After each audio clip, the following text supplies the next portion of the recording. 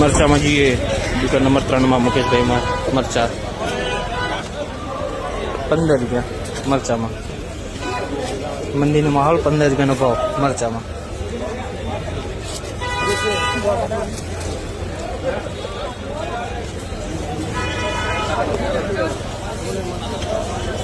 15 रुपया मरचा भाव।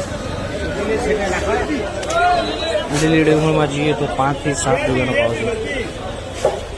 7 રૂપિયા 5 રૂપિયા લીલી ડુંગળીમાં। લીલી ડુંગળીમાં બહુ મંદી છે, 5 થી 7 રૂપિયાનો ભાવ છે।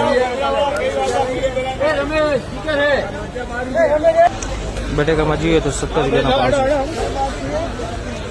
17 રૂપિયાનો બટાકાનો ભાવ। પેલા નીચે નાના પડ્યા તે 16 રૂપિયાનો ભાવ છે। 16 અને 17।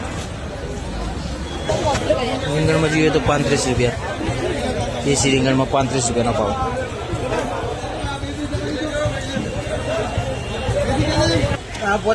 दक्षिणी રીંગણ में જોઈએ तो 35 रुपया भाव है। જોઈ શકો છો 30-35 दक्षिणी રીંગણ में